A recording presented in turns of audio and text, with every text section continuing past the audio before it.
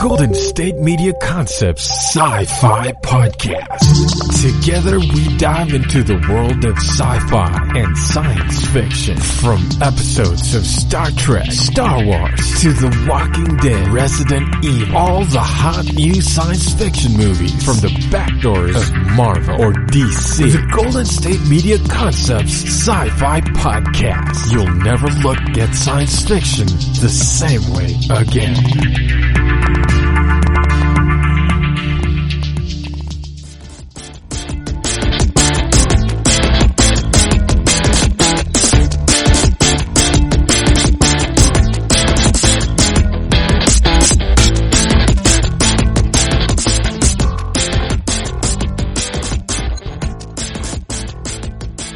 Thank you for tuning in to the GSMC Sci-Fi Podcast, brought to you by the GSMC Podcast Network. I'm your host, Alex. Today, I want to talk to you guys about some new movies I'm kind of excited about. And by kind of, I mean I'm very excited about them. I have been a big fan of sci-fi and speculative fiction in general, and comic books as well, since I was a small child.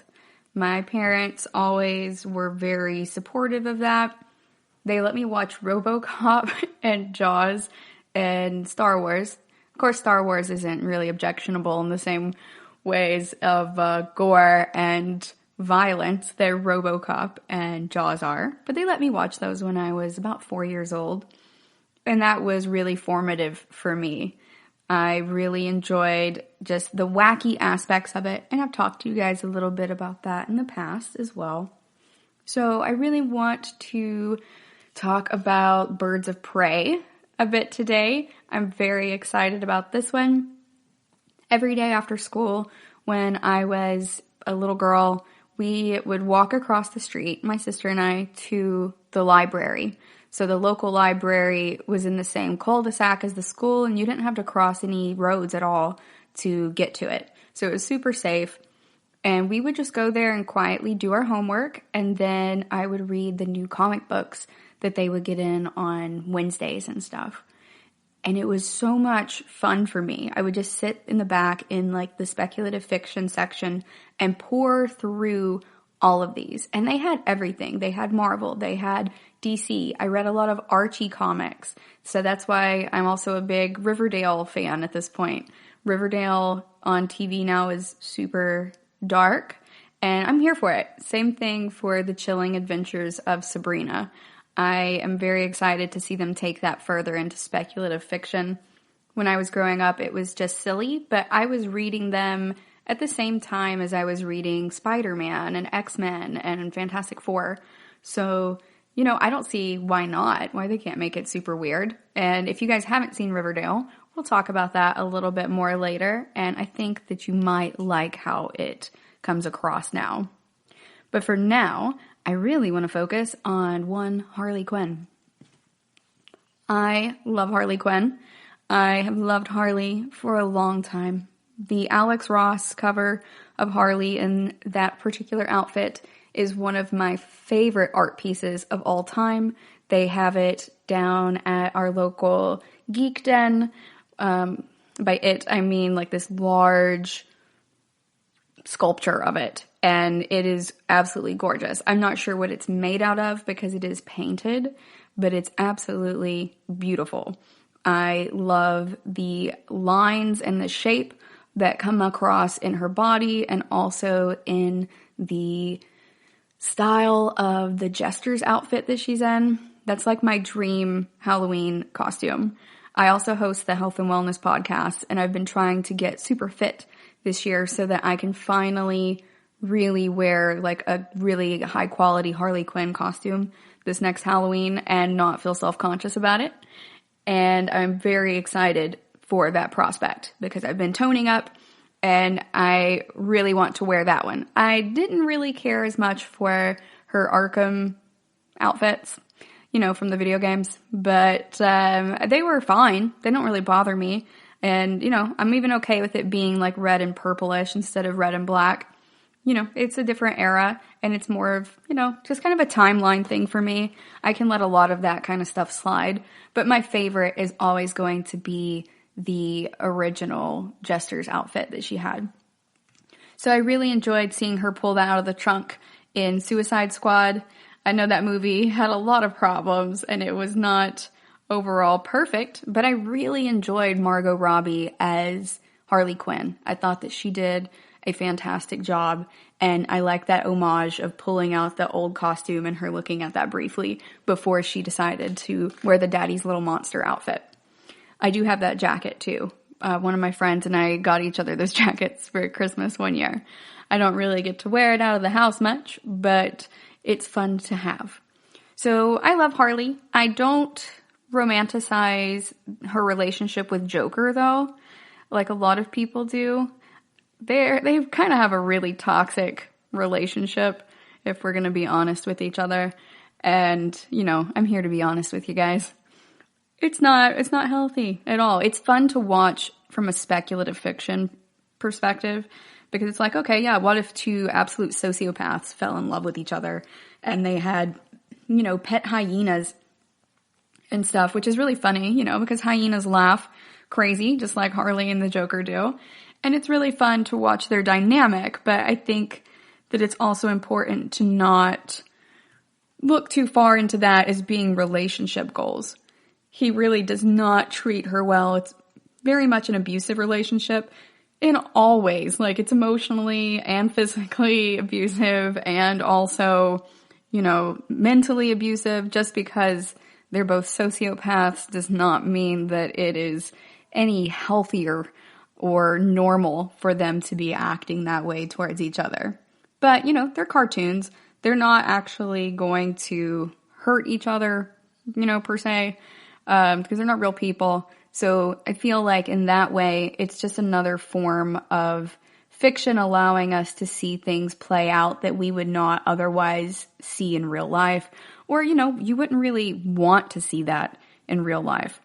I would not want one of my friends to be in a relationship with someone like Harley or the Joker. I would be like, dude, you need to get out of there ASAP. But with speculative fiction, it can be fun. That's why we love a good anti-hero, or even why we love a good villain. Would I necessarily want to come up against Shredder on the street? No. Shredder's not even one of the scariest villains that are out there in speculative fiction. But I also just don't want to have to deal with that. I have no ninja skills at all. Shredder's going to kick my butt. So I don't want to come up against him. But I do like to watch him come up against the Turtles. And I like to see the movies and the TV shows where we get to see Shredder's background come out. And I also like that with Harley and the Joker.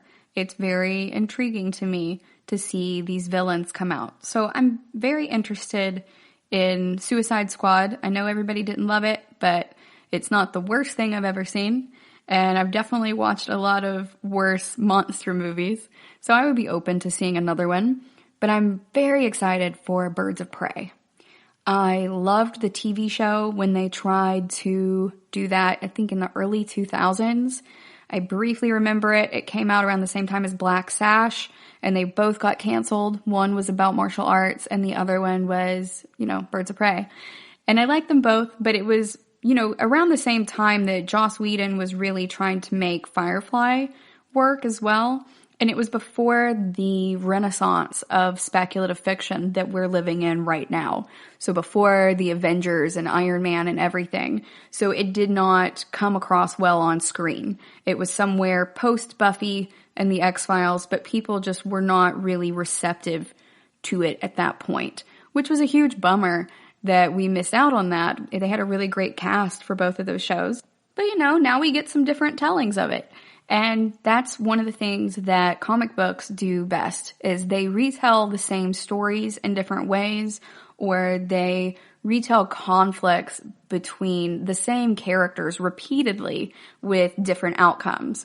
You have, the Grant Morrison, Batman graphic novels, and some of those are incredibly gripping and they're really upsetting. I don't know if you guys have read The Long Halloween, But that one, I'm just like, whoa, you guys, like, this is Batman getting pretty dark. And I really enjoy that a lot.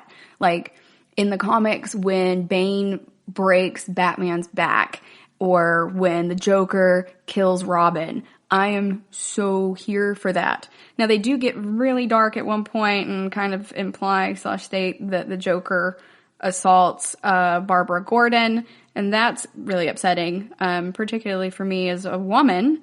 But again, it's speculative fiction, and we can't just say, oh, hey, we can never talk about bad things in speculative fiction. That's not how the world works. And, you know, art imitates life, life imitates art. It's kind of this perpetual cycle and a positive feedback loop because culture is super organic. So, you know, those things have a place in fiction as well, even if they make us uncomfortable. Sometimes the point is that it should make us uncomfortable. All right, I really love this topic, so we're going to talk about this some more in a little bit, but for right now, we're going to go on a quick break. Stay tuned.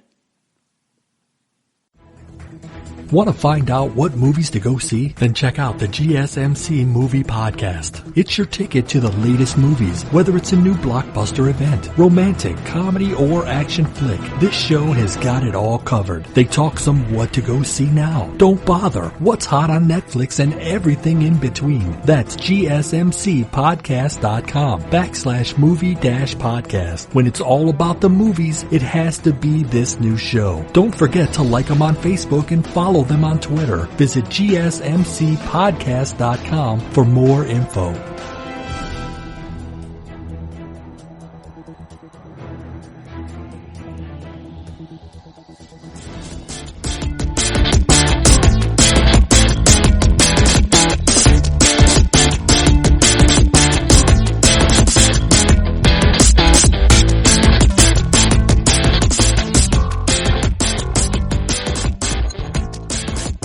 Welcome back. In our last segment, we were just talking about comic books in general and particularly Batman comics. So we're going to keep talking about that a little bit and about how sometimes there are just really upsetting things in fiction and how I think that they also have a place. I know that over the past few years, particularly with Game of Thrones, terrible things in the media have, or, you know, in fictional media, have really come under the gun. And a lot of people have found it very polarizing. So you're either, yeah, you know, that definitely has a place and I really loved it. Or people will say, no, I really hate that. There's no reason to show that, etc. So I'm going to talk about that a little bit today. So in one of the comics, they do kind of intimate that Joker has sexually assaulted Barbara Gordon, and that is very upsetting. A lot of people were similarly upset by the rape of Sansa Stark in Game of Thrones. And there are different reasons for that, so I'm going to delve into that a little bit.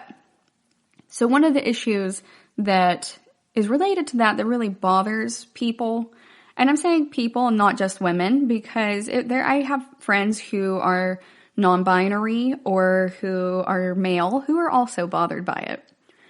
When we're looking at depictions of sexual violence in games, movies, video games, anything that we're doing, television, etc., then there's really one big question that I ask myself, and that is this plot line meant to further develop the woman's story, or is this meant to just motivate the male character to further his story along?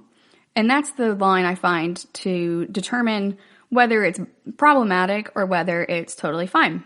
So, and by totally fine, I don't mean I want my characters to go through that, but rather that it's not necessarily offensive and it's not just there for shock and awe. If you're familiar with the concept of fridging, then you probably already know what I mean. It is a trope called women in refrigerators or stuffed into the fridge. It was popularized by Gail Simone because she has a website called Women in Refrigerators. I really enjoy her site. She has a list of instances where female comic book characters were killed off as just a plot device to further along the plot for men. It's also very related to, I let Gwen Stacy die. That's another trope for it. In the Spider-Man comics, at a certain point, Gwen Stacy and Peter were just totally in love, and at that time, the next step really for their relationship was for them to get married. And they decided nobody wants a married Spider-Man. So they decided to just kill off Gwen Stacy. And then we get stuck with whiny old Mary Jane. I actually really stan Gwen Stacy. I love her. And I'm not as big of a Mary Jane fan. Take that as you will.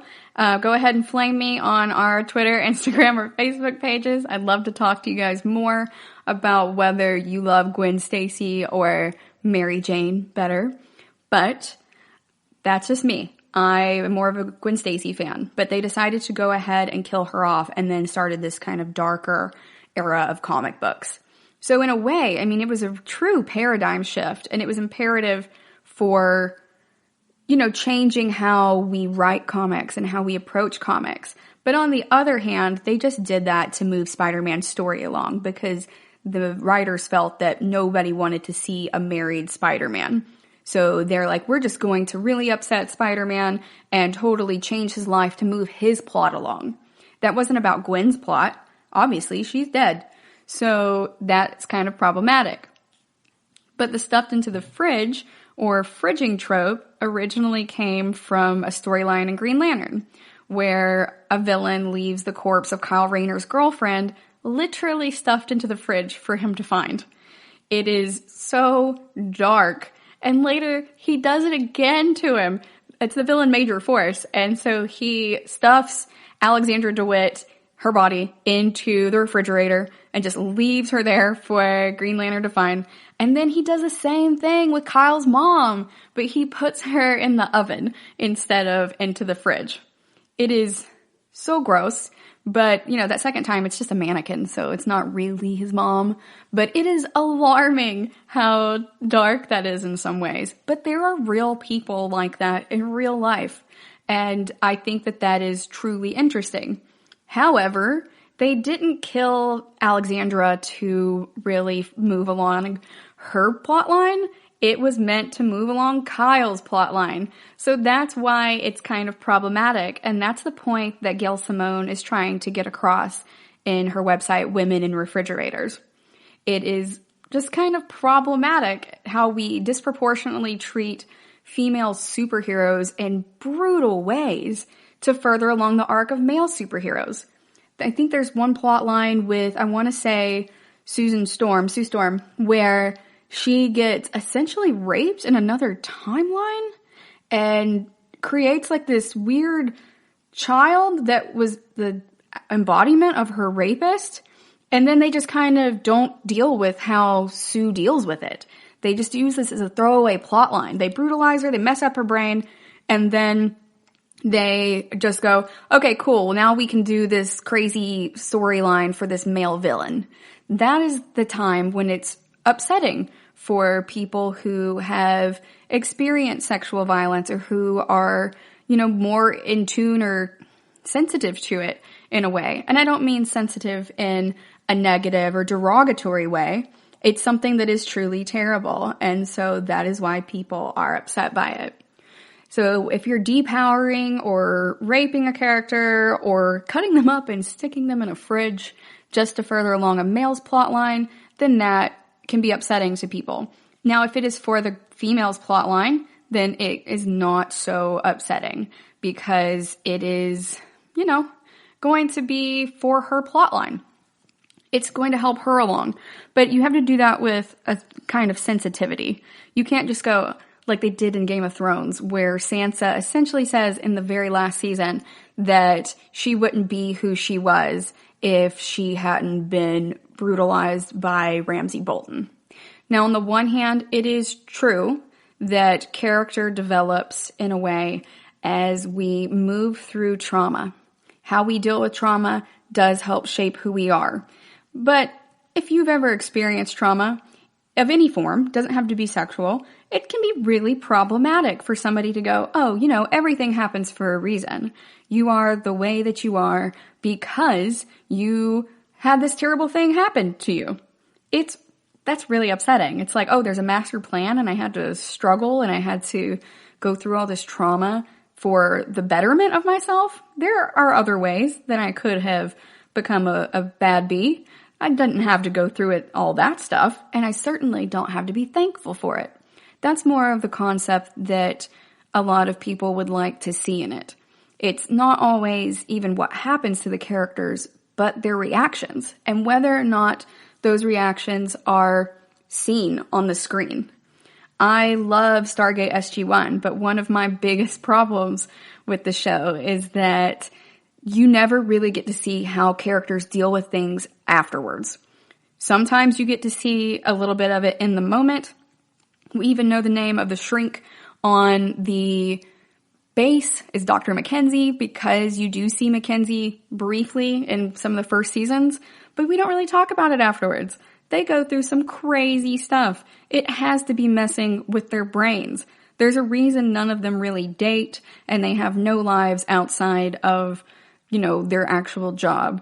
But we don't really talk about the aftermath of, Orlin coming into Sam's life as an alien and totally making a Stargate from scratch in her basement, and then her getting her home raided because she was harboring an alien, and they rip her whole house apart after no one believed her that there was an alien there to begin with, and her team didn't have her back. So that's really complicated. And when you're in a small unit where you're going out and doing military drills and military missions all the time, you need to really be able to trust your team. And while Sam and them do trust each other, there are several instances where there is conflict that I think is unresolved because they decide not to talk about it afterwards. We're just meant to go, okay, cool. Well, Sam just kind of got over it off screen and now we're moving forward. Okay. I mean, I guess, but now we just put her through all that, not to further her story arc, but just to further the general plot. And that can be problematic in its own right. All right, we're going to go on another break, and when we come back, we're going to continue talking about these tropes. Tired of searching the vast jungle of podcasts? Now listen close and hear this out. There's a podcast network that covers just about everything that you've been searching. Hey! The Golden State Media Concepts Podcast Network is here. Nothing less than a podcast bliss with endless hours of podcast coverage. From news, sports, music, fashion, cooking, entertainment, fantasy, football, and so much more. So stop lurking around and go straight out to the Golden State Media Concepts Podcast Network. Guaranteed to fill that podcast itch. Whatever it may be. Visit us at www.gsmcpodcast.com. Follow us on Facebook and Twitter, and download us on iTunes, SoundCloud, and Google Play.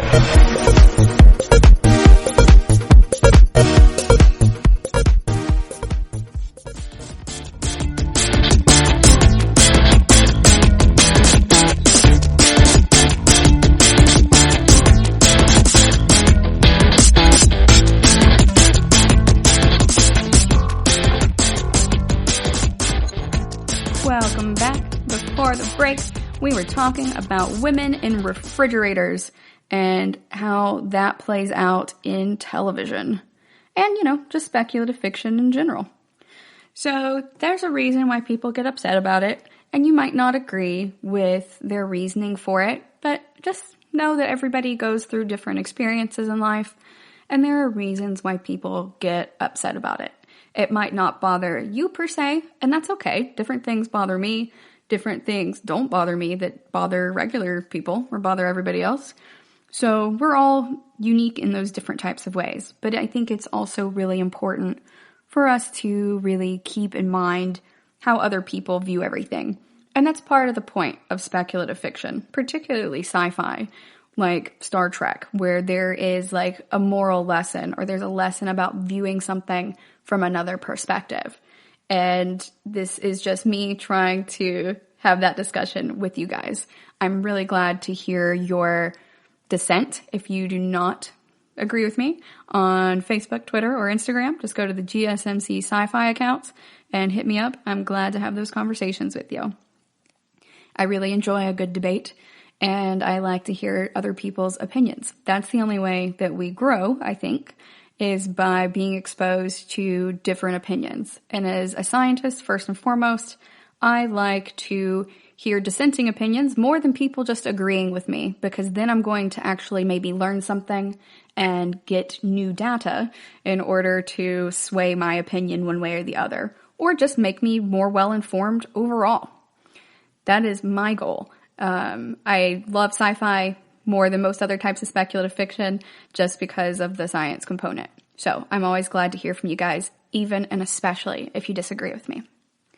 In this regard, though, I know that a lot of people were upset about Sansa. For Sansa, I get what was going on with her. It was meant to further Theon's story, as well as to establish that Ramsay is, a monster, but also to further Sansa's story. While I do think that there are other ways that they could do that, sexual violence is very much a reality. And it's a reality not just in our current climate, but it was also very much a reality back then. And Ramsay is a terrible person. If he's having people mauled to death, I really don't think that he's above sexual assault. Like, he's gleefully laughing at people getting torn apart. So he's crazy, and he is, he's not well, and he's very aggressive. So we get that. And it's nice to see that Sansa gets her justice against Ramsay by setting his dogs upon him. That's really great, because he also didn't treat those dogs very well. But I get why people are upset by it. I was not bothered as much by that as I was by her saying that, or telling the Hound that really she would not have been the same if she hadn't been through all that. That was just smacked a little bit too hard for me of, being thankful for your trauma. I don't like that aspect of it. I feel like if they had just changed it a little bit, then or just omitted that line in general, then it would not have been upsetting to so many people. But, I wasn't that upset by it. I was just like, well, that's crappy. But, there are ways that people are going to react to things, and there are ways that people are not going to react to things. And not everyone's going to react the same way. It's a lot like that with soap operas, too. If your grandparents watch soap operas, or your parents watch soap operas, there's a lot of stuff on there that happens that can be really upsetting as well. And everybody is going to experience that. Sometimes it's just done for shock factor, and that can be bothersome in its own right. However, it's fiction, and that's okay. And if we don't like it, we can go out and write fan fiction. So to that end, I want to talk to you guys a little bit about fan fiction. At the end of Game of Thrones, people were really mad about the finale. Now, I also did not enjoy the finale. I don't have a problem with Dany losing it. Dany was going to lose it the whole time. I think we all know that. There were definite signs along the way that she was willing to take what was hers with fire and blood. She literally said it. And hers is the Iron Throne. She didn't really care about the people there. That was just something she told herself to help justify her getting what she wanted. But she just gradually got angrier and angrier and then kind of lost it. Now, that said, I do think it would have made a lot more sense if Dany had actually not had her second dragon killed by Euron out on the ocean. If they'd instead waited until the assault on King's Landing, and then right as they're doing the bells and she and her army and them pause, and then they would have shot down the dragon with like a stray ballista bolt or something like that was fired right afterwards, then that would have made a lot more sense to me, with her just like seeing red and absolutely going with a mother's rage towards King's Landing and just torching the entire thing.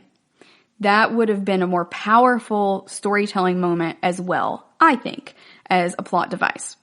Now, that is just my opinion, and I'd love to hear if you agree or disagree with me. But overall, I didn't have a problem with her losing it. I also didn't have a problem with Jon stabbing her and taking the black again.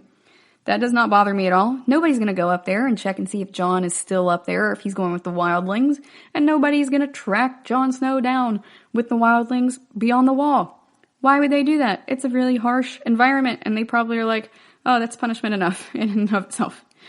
So that is not problematic to me. I did not enjoy Bran becoming the king, though. It made Bran seem like he had orchestrated this evil the entire time, but without a clear resolution of us going, oh man, Bran was evil, and that just being like a big plot reveal. It didn't pack a punch because it was just too chill, I guess, the way that it was delivered. And I don't mean that by the actors. I think they all did a great job. But just in general, from the way that the whole plot line was approached at the end. And it definitely had a pacing problem too. And yeah, I know that the first few seasons, for several seasons, were taking forever and a day to get to, 5 miles down the road, more or less. But when they set that pace for the show, it's about managing expectations, just like anything else in life. And so they kind of set the expectation for the viewers that that is how things work here. So when suddenly you have a raven get to King's Landing from way up north in like the same episode or by the next episode, for the rest of us, we're just like, what? What is happening now? And that's why I think it was more upsetting to people, even though, they did a great job with the special effects. They did a great job with a lot of the storyline. It just ended up feeling rushed because our expectations had been set to expect something else. Now, that is still on them. I mean, you have to manage expectations as part of your job when you're doing storytelling. But, everybody will miss something now and then. And also, a lot of people are just, everybody's going to be upset. People are not all going to enjoy the end of something. It's difficult when something ends. You are upset about the loss of these characters and these kind of friendships that you have formed with them, or these relationships, even if you don't like those characters. So it can be a bummer to see things end. That said, I think everybody needs to chill out about doing things like starting these petitions to have them reshot and, starting petitions to have Jason Ralph come back to the Magicians. That was a calculated decision made by the producers. It's a calculated decision made by the writers and by the actor involved, just like they really thought out and planned out Game of Thrones. And even if we don't like the endings, that doesn't matter. We don't get to speak for those actors. That's just their job. They might really enjoy their jobs, but it's a job to them. And it would be like if they came in to where you were working and were like, hey, I don't like the way that you do A, B, and C. Start all over from scratch and do it again. And it's something that you've been working on for years. And you're like, what? I have to do this project over again just because this guy doesn't like it, but everybody else does?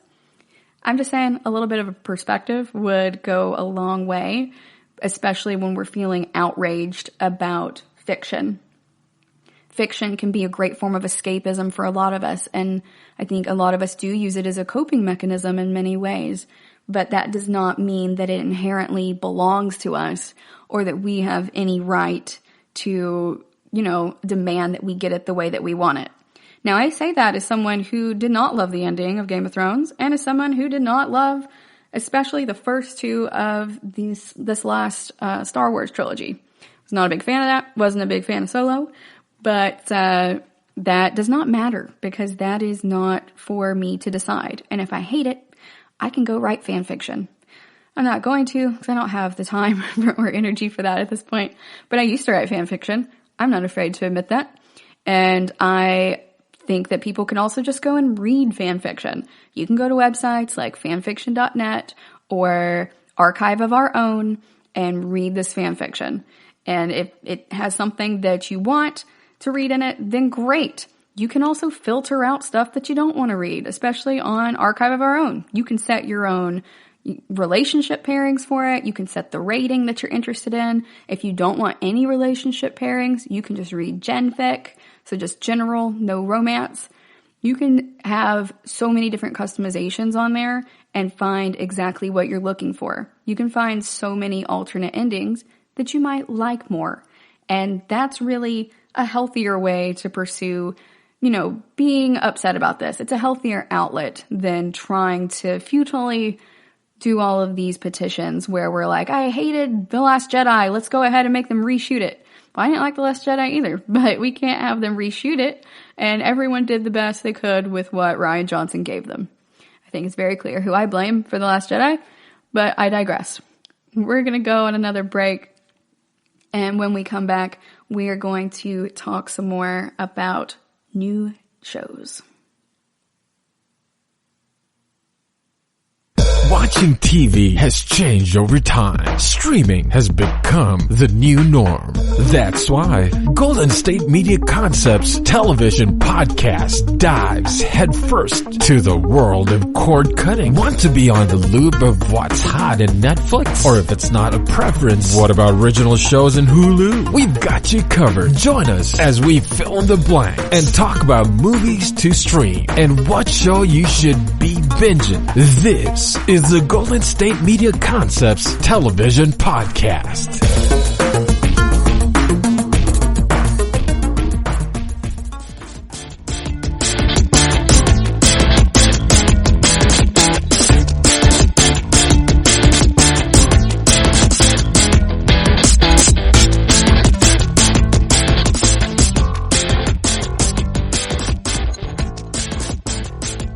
Welcome back.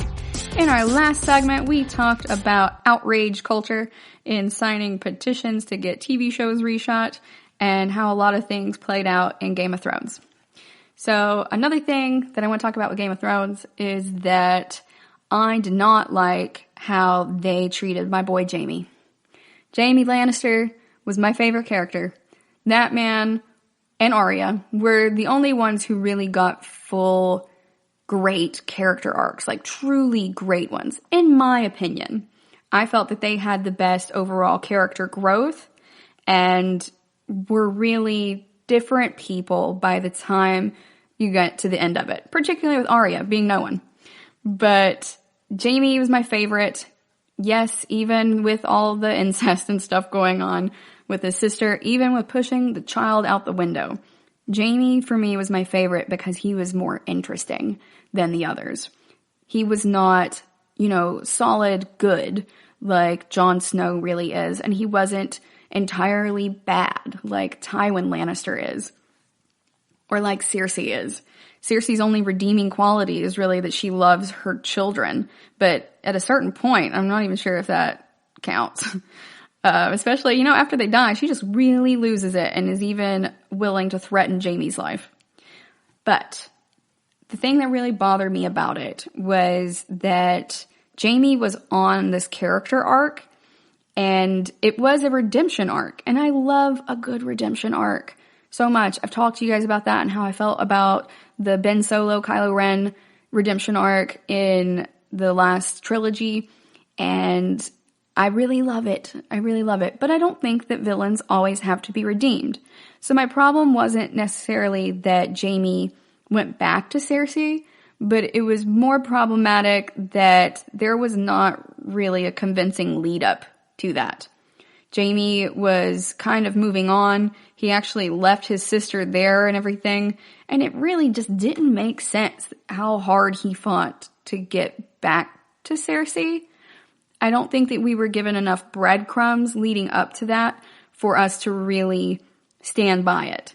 I don't really care if he goes back to Cersei. That didn't bother me to begin with. But it's more problematic that we just kind of didn't see it coming in a way. I felt that they were going to do that because it seemed like a dumb choice that was probably going to be made. No offense. I know I say it was a dumb choice, but it was a choice that I don't agree with. It doesn't necessarily make it inherently dumb. But I felt that was going to happen, but the way that they did it was, I don't know, it just didn't make sense to me because it didn't get a solid lead up for it. And so the execution of it was not as emotional or impactful as I had come to expect from Game of Thrones, I suppose. But it's again about managing expectations. So in that case, I was just like, what the heck is actually happening right now? I'm not really interested in seeing a Game of Thrones sequel. That's my opinion. I don't know how you guys feel about it. I would be interested to hear it. But I don't really think that we need one at this point. I mean, what are we going to do? Follow Arya? Are we going to follow Drogon going off and what's he going to do? Resurrect Dany's corpse over the sea? Like, what is he doing with her corpse?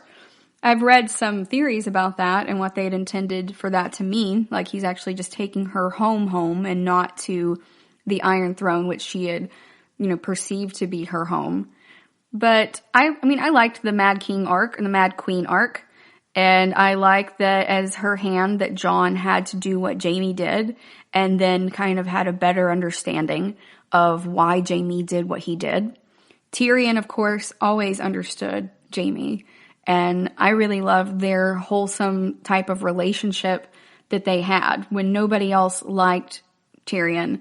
And the only person who did was someone who was vilified as the Kingslayer. Oh, I love Jaime Lannister. I'm sorry. I love him so much. But I also really loved Tyrion, and I loved his plot lines. And I'm okay with him being, kind of executed for, defying Dany.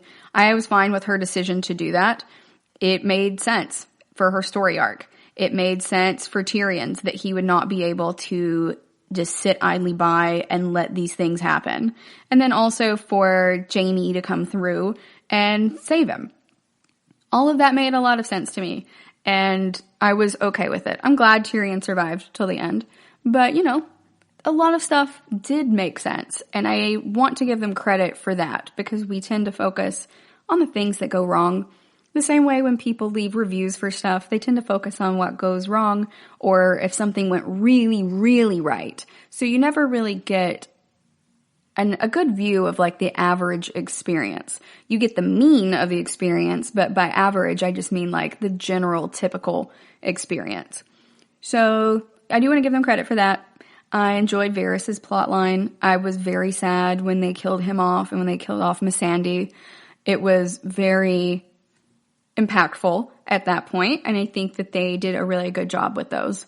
I also really liked, the dragon scenes, but I wish they had spent more of their budget on the wolves than just the dragons, because after a while I'm like, okay, cool, this is just a really, really long scene of a dragon flying around and torching a city. I wish I could have seen more of the wolves. I wanted to know more about warging, but, I digress.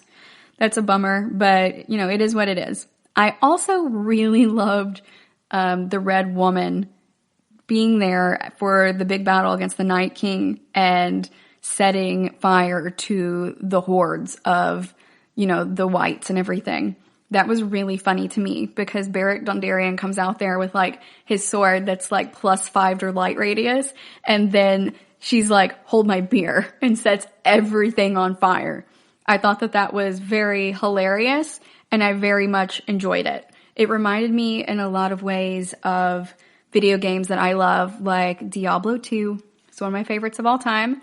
It was Game of the Year when it came out in 1998. But if you go to play it now, you're going to be like, what are these graphics? What are those? So keep that in mind. But I do keep a computer with older settings to play that game, so it's not so apparent how crazy the graphics look at this point. And I play Diablo 3 as well, but 2 is always going to have a special place in my heart because that's the one I grew up with. But it reminded me a lot of that, hence my light radius thing, where I'm just like, okay, it's like when the sorceress goes ahead and blows a lot of fire at them, or she runs and does the trail of fire after her. I really enjoyed how that really played out. Although I was super bummed that afterwards she just walks out into the sun and kills herself. That was, okay. I guess they had to get rid of her somehow so that she wouldn't be available to assist with the Battle of King's Landing. But, why? What, like that? That's how you're going to kill her? I would have been fine with the Onion Knight going ahead and whopping her head off and her just being like, yeah, you're right. I have it coming. I did kill a small child and several other people by mistaking who was actually meant in this prophecy. But then again, they also just kind of threw the prophecies to the winds. And they're just like, oh, whatever, Azor Ahai, it's null at this point. Now, I'm all here for prophecies not being exactly what you think they are, or for them not being real at all. But the execution of it fell a little bit flat for me. Again, that's just me. But she just kind of like takes off her necklace and walks out into the sun and gets crispy. Or not really crispy, it's just like turns to ash or whatever. But I didn't really enjoy that as much. I get why, but I feel like there could have been better ways. And they should have just scribbled that up and, crumpled up that paper, thrown it into the writing room floor and done another one. But that's neither here nor there. We can't go back and change it. If I want to read more about her, I can go and read fan fiction. I am going to live by what I am preaching from my soapbox over here. But I thought that overall, it was a very good series. I would watch it again, even knowing like all the things that happened that I didn't necessarily agree with. I like to do a good rewatch of a show after it's ended as well, so that I can get a well-rounded perspective. And also just go through and see if I feel any different about it, seeing all the information at the same time. Not really simultaneously, but closer together, especially with how far apart the seasons of Game of Thrones tended to be. We had like a year between seasons at a certain point. In the old days, I say that jokingly, but when I was little, it used to run, TV shows would run from around September to May. So it would run about the school year, and then during the summer, you would have these breaks. And I like that a lot of shows today are filling these niches that are left open by just offering shows that run during the summer, or, these shows that are like 10 episodes long that run from like February or March through like 4 or 5 months. That can be a lot of fun too, because then you're not just watching reruns all the time. Granted, reruns aren't really a thing now in streaming television culture. So there are a lot of different ways to look at it. But, we used to only have like 3 or 4 months between it, and they would have reruns in between so that you could still be watching it.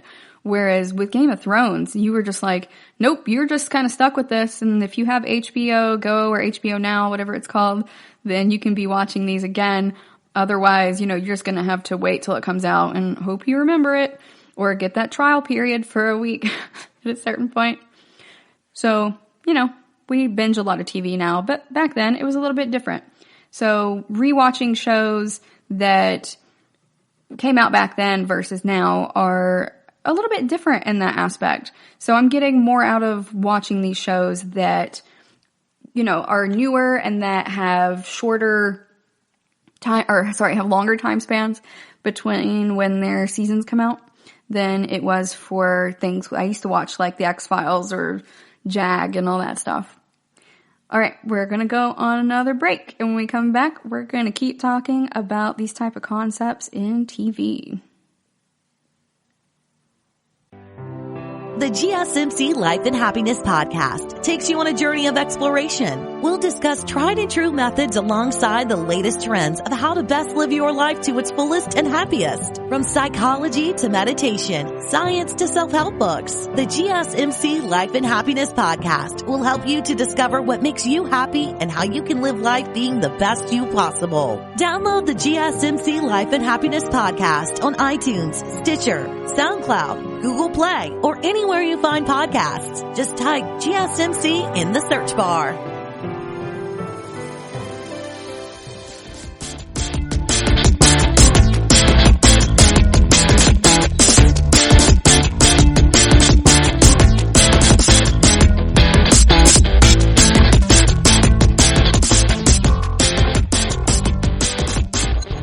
Welcome back. In our last segment, we were talking about fan fiction and Game of Thrones and some of the choices that they made along the way that I didn't necessarily love. But we also talked about the things that were all right.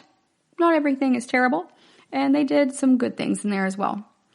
Now we're going to talk a little bit more about Birds of Prey. So I started out wanting to talk about Birds of Prey. I'm circling back around now. In Birds of Prey, the new movie, we have Margot Robbie, and the subtitle of it is "And the Emancipation of One Harley Quinn."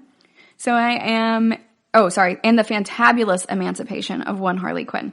I almost forgot Fantabulous. So I'm very excited to see how this one turns out. I know it's very girl power, and I do tend to talk about strong female characters a lot, but, people ask Joss Whedon all the time why he writes them, and he says, because you're still asking me that question. So, I'm going to keep talking about it a little bit. In Birds of Prey, we have a lot of strong female characters, and I'm very excited to see what they do with that. I've seen some of the footage for it so far, and a lot of it is just fun types of girl power. And even if girl power is not generally your thing, if you are curious at all about how women act when they are by themselves and there's no men around, this is a good insight to that as well. I don't mean that they're going around solving crime, but, in this different fight scenes and stuff in this movie, they do address the fact that a lot of times women in movies, especially action movies, will be running around with their hair down and they're just like doing crazy stunts like in Fast and the Furious with their cars and everything, and their hair is just flapping all around their faces in the wind. And if you don't have long hair, you might not know this, but it is terribly frustrating when your hair is flopping in your face and it's occluding your vision and you're trying to get things done and it's just there. In fact, I can't even think very well with my hair down. That is one of my quirks. That's not universal for women. A lot of my female friends are like, you're weird for that. But if I'm going to be doing work, then I throw my hair up into a bun.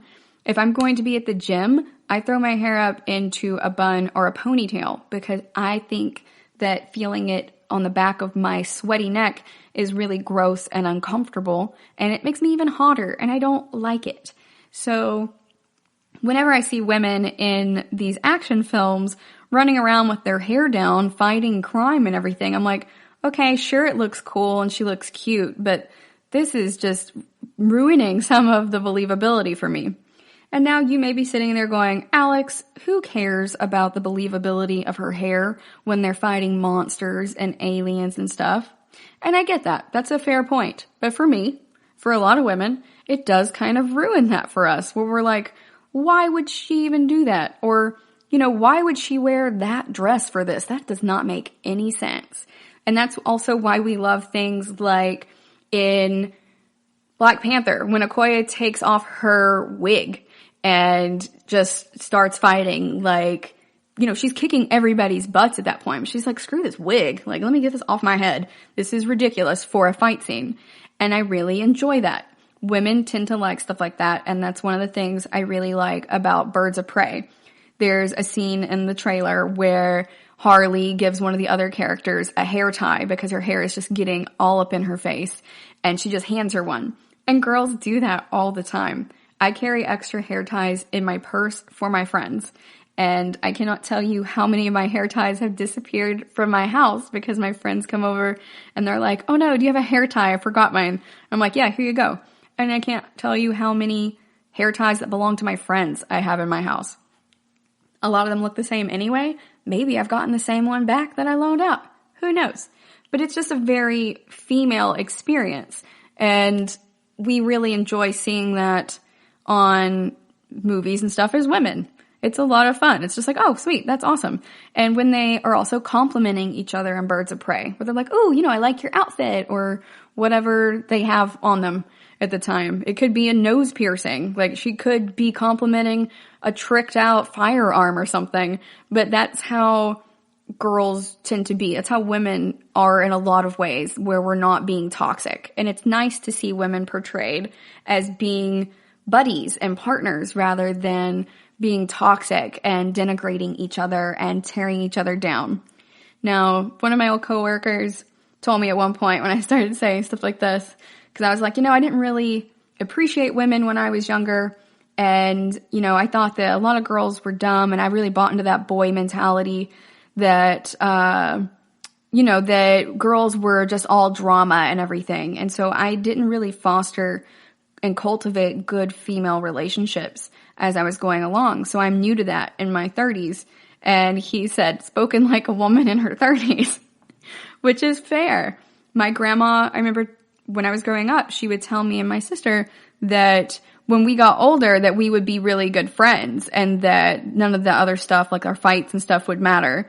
And she's right. It doesn't matter at this point. The things that were once really like big deals to me and to my sister aren't like that anymore.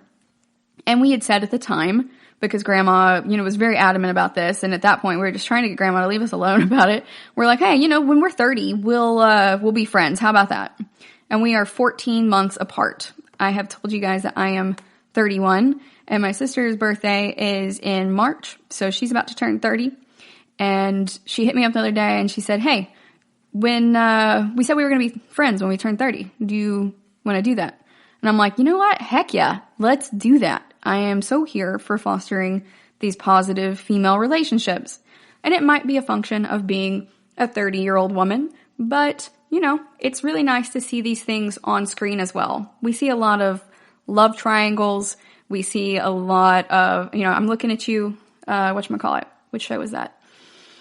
Shannara Chronicles. Although Eritrea and Amber Lee dealt with that pretty well by the end of it. I'll give them that. But you do tend to see a lot of love triangles where women are pitted against each other, or just situations in general where women are pitted against each other. And I like to see them work through that because there are definitely women from when I was growing up that I had, arguments with, or, I just really didn't like and they didn't like me. And the reasons we didn't like each other don't matter anymore. And it's a really nice perspective to see that happen on screen as well. It really makes me feel like, it's possible. Now, I've talked a lot in the health and wellness podcast about how I still live with my ex. So we broke up this last year, but we're trying to be divorce goals. And one of the things that really helped me with that a lot was also, weirdly enough, watching Vampire Diaries while I started it right before we broke up, but then I continued watching all of it afterwards. I started with Legacies because it was on Netflix and I did not realize it was a spinoff of Vampire Diaries. But once I found that out, then I started watching Vampire Diaries and then the originals. And watching that speculative fiction, that particular franchise, really helped me put into perspective my general love life. Weirdly enough. And I swear this really happened. So, when you have a breakup, there's a lot of emotions that go into it. Particularly, hurt. And a lot of times, instead of just feeling hurt, it's easier to feel anger. And so I would, lean into the anger. It's a little bit easier to deal with than being sad. And that used to be my go-to. And I'd never watched Vampire Diaries before because I thought it was silly and girly when it was on the air, and I was not going to participate in that. But now that I'm, in my 30s, I was like, what? I'm gonna go ahead and start watching this. So this last year, I started watching it, and I ended up really, really loving it. Not for the relationships per se. Elena kind of got on my nerves a little bit, but I really loved the interaction between the brothers and how they are family first and foremost. There's also crazy amounts of violence in that show, just graphic violence, casual neck snapping, like all the time. They're breaking each other's necks because that's one way in that show to temporarily disable a vampire. It's not going to kill them per se, but they're going to be down for a little bit and you can go and do some other stuff while their body is more or less healing from that. So there's just a lot of just rampant casual violence where they're just running around snapping each other's necks all the time. And it's really hardcore in a way because it's so casually done. So I really enjoyed that aspect of it as well as somebody who loves monster movies and all that jazz. But I also really liked seeing how all of these different characters do end up dating each other and how they maintain friendships and relationships with each other despite that. And it was very interesting to me because a lot of times we do just see people pitted against each other. Like Edward and Jacob, even though in Twilight that was, two guys and a girl in that particular love triangle, they were kind of pitted against each other and they didn't like each other for the longest time. And it's like problematic in a lot of ways because sometimes your friends are going to date your exes. Sometimes that's just the way that life works out. And instead of just having a moratorium on any of that happening, I think it is much healthier to work through that to where you can be friends with them instead of just cutting these people out of your lives. And so in Vampire Diaries, they did that very well and, showed how, Elena could be with, these two different guys at different points and everything was still working out okay and the guys didn't hate each other eventually and she didn't have a problem with either of them. And, how Caroline had also slept with one of them and that was no longer a problem and they were still best friends. It was really well done, I think, how they depicted all of these different complex friendships and sexual relationships as well as romantic relationships. And it just helped me process it and be like, okay, things are over with this person and that's okay. I still want to be friends because this person was important in my life for so long, 8 years. And I really want to be able to maintain that friendship and our mutual friendships and not make other people feel uncomfortable.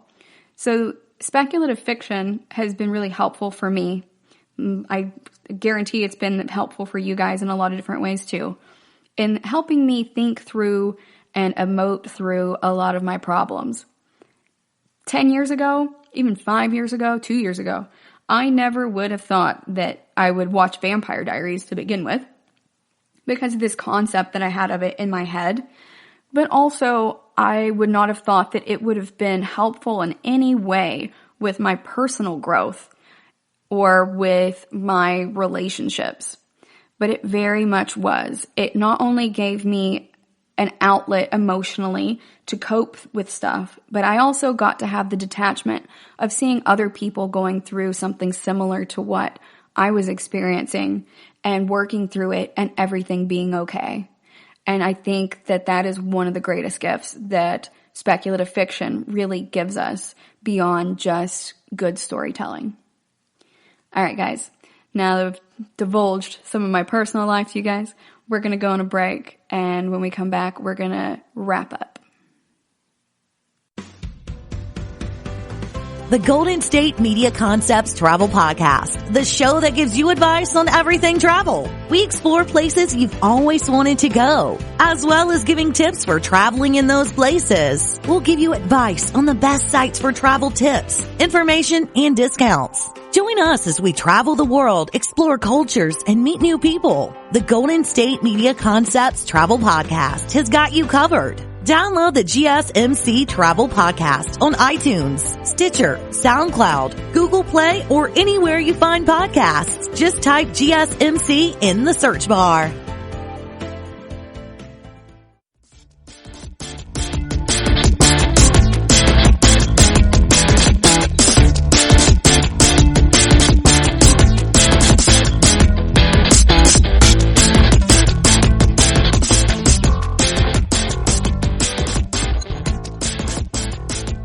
Welcome back. In our last segment, we were talking about Birds of Prey and positive female interactions, as well as Vampire Diaries and my personal growth.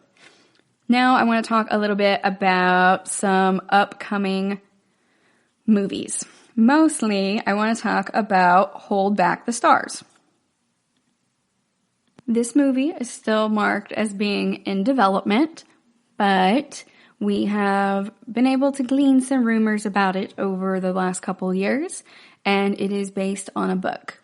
So in Hold Back the Stars, it's actually kind of a romantic sci-fi movie, similar to that movie with, Jennifer Lawrence and Chris Pratt that everybody got really upset about because of the actual circumstances of the movie.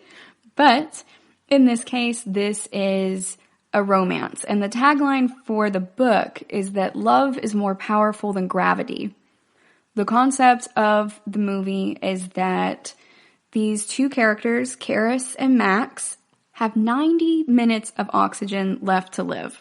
They are just holding on to each other adrift in space. And as they are just floating there, they can't really help but think about the world that they left behind.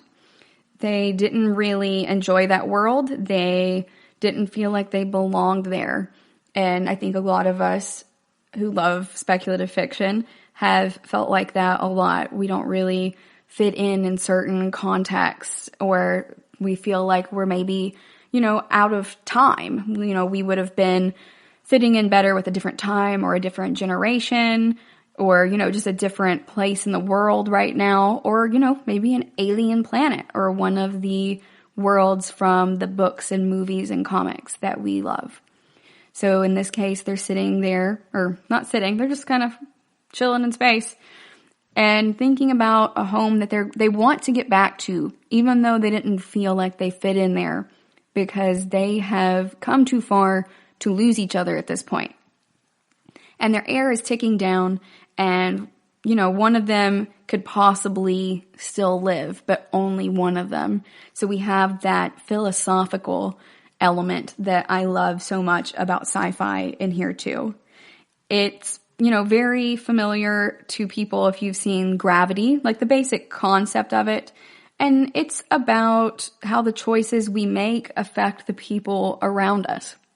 I'm very excited to see this play out. John Boyega is slated to play Max, and Letitia Wright is slated to play Karis. And I'm very, very stoked to see how this works out, particularly since Letitia Wright is one of our Disney princesses as Princess Cherie, and I'm stoked to see how she approaches this new character. Now, I'm stoked about a lot of things, but I'm very excited to see, this new story. So I don't know if you guys are into movies or shows or stories in general where there's only a couple of characters, but I am here for that. They're very similar to me like they are with stage plays. So if you ever see a stage play, like a 2-person play or like just a small 3 or 4-person play where there's not a big set, that is what I really think of when I think of things like this, or like Gravity, or monster movies even, like the shark movie Open Water, where it's mostly just them bobbing up and down in the water for the whole thing, and then they just get pulled underneath, and that's it. And it feels kind of anticlimactic, but you feel some type of way about it. It's not leaving you feeling bereft or like you didn't get the full story. It's just like a quiet finality, and I really enjoy that. So I think about films like that or stage plays when I think of Hold Back the Stars. I also think of psychological thrillers like Hard Candy. So if you haven't seen Hard Candy, it's Ellen Page and I think Patrick Wilson. I always get Patrick Wilson and Patrick Warburton's names mixed up. But he is an alleged pedophile, and she is a 14-year-old girl who is trying to meet with him to find out if he was involved with hurting her friend who has disappeared at this point. So it's a cat and mouse type of game where you're not sure until the very end who the real bad guy is. And there's only 2 other characters in the movie, and they're each only on there for about 20 seconds. So most of it's just the interplay between these 2 characters as you are exploring light and dark and morality and how we can make an impact in the world around us, good or bad. So, back to Hold Back the Stars. They had a freak accident and then are floating in space. So the important part happens, or the accident really is not necessarily important, but the accident happens at the very beginning, and then most of the movie is them floating in space with 90 minutes of oxygen remaining. So they just hold on to each other and think about a forbidden love affair they had back home. And the memories aren't always great, especially since at home they struggled to really fit in to that world and have a real sense of belonging. due to the type of rules that were there, specifically romantic restrictions over their age, because they were very young and they just could not really deal with that, and they didn't follow the rules. It's going to be directed by Mike Cahill. He has done TV work for shows like The Magicians. You guys know how much I love The Magicians. But also Night Flyers, The Path, Rise, Another Earth, and I Origins. So he's going to work off of the script that is being developed by Christy Hall. And the film is supposed to be a really big deal for John Boyega. It's going to be a major film feather in his cap, as it says online. And he is one of my new favorite stars at this point. I really loved him in Pacific Rim Uprising. He was in Attack the Block. So he's doing sci-fi comedies as well. I really enjoyed him as Finn in these recent Star Wars series, or the trilogy. I didn't necessarily love the storylines of the trilogy themselves, but overall I thought the actors did a fantastic job. And I really enjoyed meeting these new actors and these new characters as the series progressed. So even if I didn't like the plot lines, there are other things that I enjoyed about it. And I think it's worth mentioning the things that we enjoy. There's, I know you guys probably don't watch Grey's Anatomy, but since it's a sci-fi podcast, but there's a quote from that says, you know, amid all the crap, there are still a few things worth holding on to. And I like to take that perspective in life in general. So, you know, amid all the crap that may happen to us, you know, we do still sometimes have good memories that happened in between or in the midst of all that stuff. And, you know, even if I didn't enjoy this last Star Wars trilogy very much, that's okay. I don't mean that it's like actual crap, but I just mean that, you know, I didn't enjoy everything, but there were still parts that I did like. And I think that's worth, you know, holding on to a little bit because, you know, otherwise you're just unhappy all the time. Now, I am also really stoked to see Letitia Wright really come into her star-making success at this point. She did such a fantastic job as Shuri in Black Panther, and I haven't seen her in a lot of other things aside from Humans, which Gemma Chan was also in, and I love Gemma Chan. So she was in the Black Mirror episode Black Museum as well, but I haven't finished all of Black Mirror. I don't watch those in order. I watch them based on how I'm feeling. And mostly I just watch San Junipero over and over again because I'm fascinated by that concept. And I like that it's not super upsetting like the first episode of Black Mirror. I mean, what an opener, you guys. It was a dark way to open a show. But I have seen a lot of Black Mirror. I have not seen the museum episode. I haven't seen most of the recent episodes either. So I've got to get on that and catch up really. But she was also in a Doctor Who episode called Face the Raven. I'm not a huge Whovian, so hopefully Keith is more into Doctor Who and can give you guys some more information about that. I used to watch it with my dad when I was little, but they were the very old ones, and I have not kept up over the years. It's just been too much as I was in college and grad school for a very long time and did not really watch TV during that time because I was a huge nerd drawing pictures of the cell cycle in my room by myself. And I didn't have a TV because I knew if I had one, I would just watch TV all the time. So, not as much into Doctor Who, but she was in it if you are into Doctor Who. You can look for the 2014 episode Face the Raven, and Letitia Wright was in that. And, you know, you guys probably already know her from Infinity War and Black Panther as Shuri. It says that she's slated to be in another movie as well. Hopefully, we will get to see that soon. She was in the last Avengers movie, too. So I'm very excited to see how these new stars really bring this book to life. It's a really interesting book, in my opinion. And if you like movies like Hard Candy or like Open Water, then I think you might really like Hold Back the Stars. All right, guys, that's all I got for you today. Thanks for hanging out. And thank you for listening to the GSMC Sci-Fi Podcast, brought to you by the GSMC Podcast Network.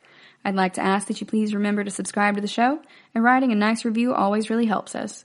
Also, if you could please follow us on Facebook, Twitter, and Instagram, I'd appreciate it and love hearing from you. Thank you kindly, and have a good night.